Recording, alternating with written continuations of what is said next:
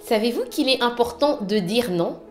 Savez-vous qu'il existe des techniques pour apprendre à dire non? Si dire oui est si aisé, dire non en revanche reste assez compliqué, un exercice périlleux pour plus d'un.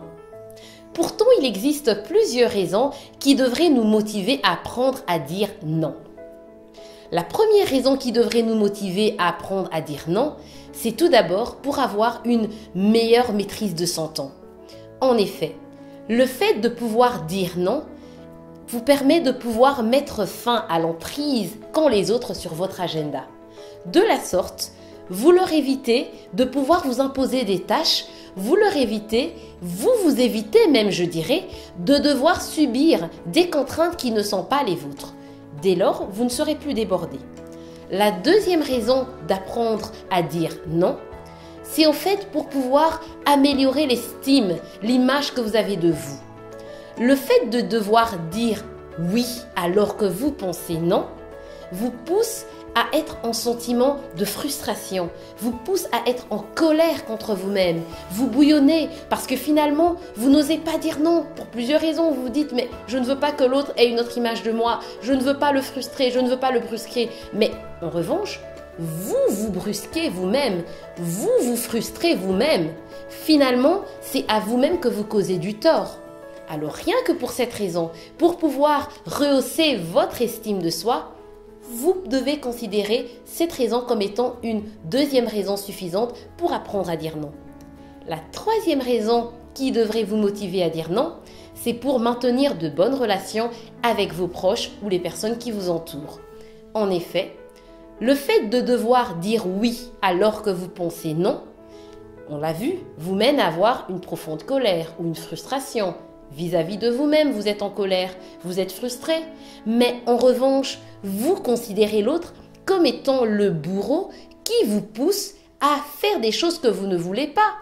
Dès lors, vous n'allez peut-être pas directement ou explicitement le manifester, mais en vous-même, vous allez aussi commencer à nourrir une profonde rancune ou une colère vis-à-vis de l'autre, limite peut-être à l'éviter, parce que ce sera, comme je l'ai dit, le bourreau qui me pousse à faire des choses dont j'ai pas envie. Et comme de toute façon, une relation va s'installer qui vous mènera à chaque fois dire oui alors que vous voulez dire non, oh là là, ce sera le drame. Et petit à petit, la relation harmonieuse va commencer à disparaître avec la personne face à laquelle vous n'arrivez pas à dire non. Alors, deux techniques qui sont intéressantes pour apprendre à dire non. La première technique est celle du disque rayé.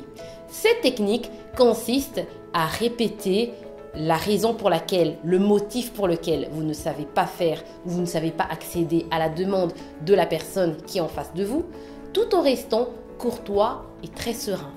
Un exemple.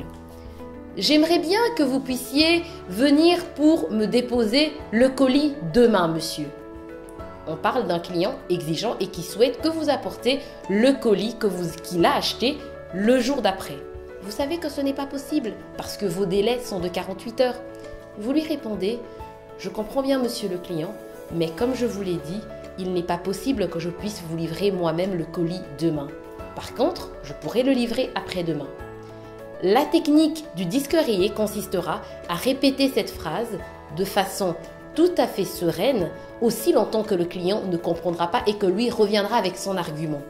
Le but n'étant pas de l'agacer bien entendu, mais de rester sur votre position de façon ferme pour qu'il puisse comprendre. Une autre technique est celle de l'édredon. La technique de l'édredon est en fait une technique qui se base beaucoup sur l'empathie. Elle va consister au fait à partir à répondre finalement aux clients ou à vos proches avec des réponses du type « Je vous comprends, c'est logique, j'entends bien ce que vous me dites », sans pour autant accéder à leurs demandes. Au bout d'un moment, quand quelqu'un vous dira « Oui, mais j'aurais quand même voulu que tu puisses venir », je comprends ce que tu me dis. Malheureusement, je ne sais pas venir. Oui, mais il aurait été mieux quand même pour ce travail, pour pouvoir m'aider, que tu puisses venir. C'est vrai, ça aurait été effectivement positif. De nouveau, vous répondez avec empathie, mais le but n'est pas d'agacer. Un conseil, c'est vrai qu'il est à apprendre à dire non, mais il est aussi sage de mesurer les conséquences du non que l'on dit. Donc je vous conseille, avant de vous presser à dire non, d'évaluer le risque et les conséquences du non que vous allez dire, surtout quand vous êtes en clientèle. Donc, en fonction de la personne que vous avez en face, notamment en fonction du type de client que vous avez en face, réfléchissez bien à la technique à utiliser pour dire non et surtout, soyez certain que le non est vraiment la seule réponse que vous pouvez apporter à votre client avant de pouvoir le dire. Alors, dès aujourd'hui, je vous conseille de changer votre façon de penser. Rien que le fait de suivre cette vidéo est un bon début et le fait d'envisager ce changement, c'est déjà un pas que vous faites sur la route du non. À vous de jouer, amis vendeurs. Parce que l'Afrique est un marché en pleine croissance et que la croissance repose sur la performance. Parce que la performance est avant tout la compétence et que les entreprises ont compris que la clé de la compétence est le savoir. Parce que le savoir s'acquiert par l'éducation et que l'éducation est l'arme la plus puissante pour changer le monde. Nous vous formons. Mixité en entreprise, technique bancaire, développement durable, système d'information, qualité, efficacité commerciale et relationnelle et assurance. Metanesis Formation, des formations pour accélérer votre performance.